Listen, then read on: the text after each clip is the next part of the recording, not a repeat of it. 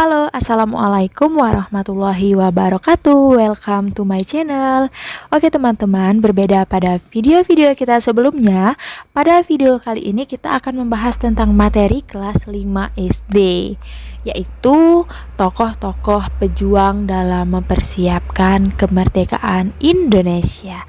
Oke semuanya, selamat menyaksikan. Oke teman-teman, langsung saja ya kita bahas tentang tokoh-tokoh yang berperan dalam peristiwa proklamasi kemerdekaan Indonesia. Yang pertama itu adalah Insinyur Soekarno. Nah, ini adalah foto dari Insinyur Soekarno ya. Jadi Insinyur Soekarno ini lahir di Blitar, tepatnya 6 Juni 1901. Nah, peran Insinyur Soekarno dalam proklamasi kemerdekaan itu banyak sekali. Salah satunya merumuskan teks proklamasi bersama dengan Ahmad Soebardjo dan Dr. Handes Muhammad Hatta. Kemudian menandatangani teks proklamasi atas nama bangsa Indonesia dan juga sebagai pembaca teks proklamasi kemerdekaan Indonesia.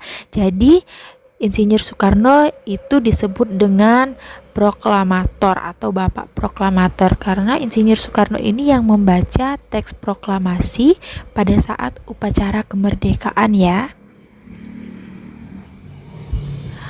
Yang kedua ada Muhammad Hatta. Nah, ini adalah gambar dari Muhammad Hatta.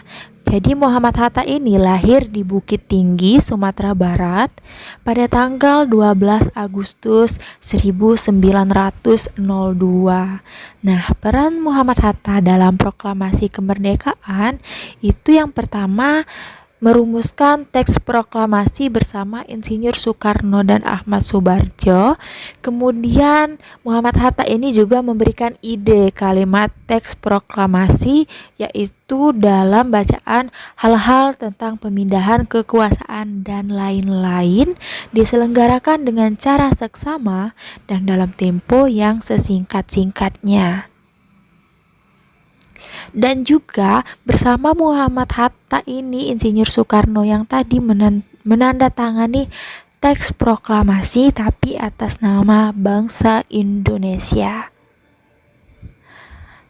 Nah, mendampingi Soekarno dalam upacara proklamasi. Jadi Soekarno yang membacakan dan Muhammad Hatta ini ikut mendampingi Soekarno.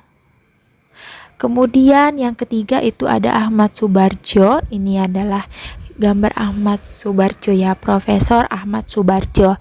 Lahir di Karawang, Jawa Barat pada tanggal 23 Maret 1896.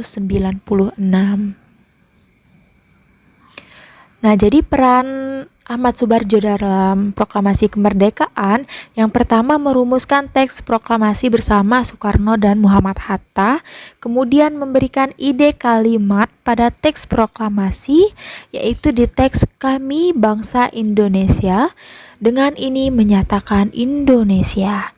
Nah, kemudian Ahmad Soebardjo inilah juga yang membujuk Laksamana Muda Maeda untuk menggunakan rumahnya sebagai tempat menyusun naskah proklamasi.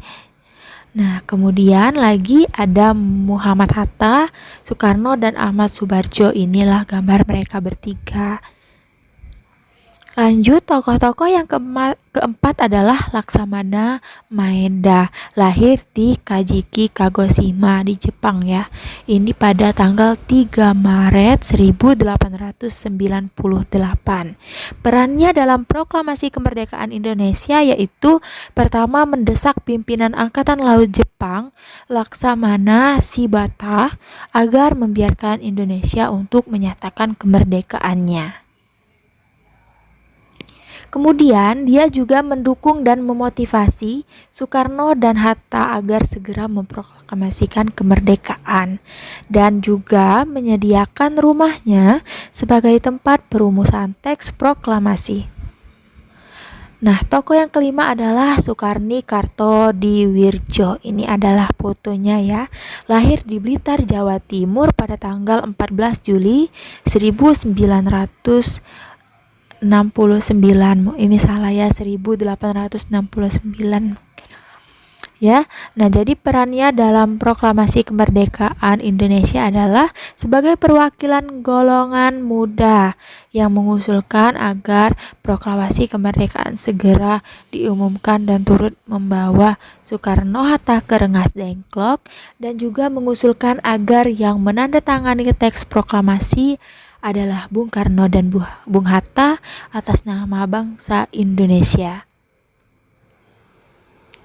Nah, tokoh selanjutnya tokoh perempuan yaitu Fatmawati yang lahir di Bengkulu pada tanggal 5 Februari 1923.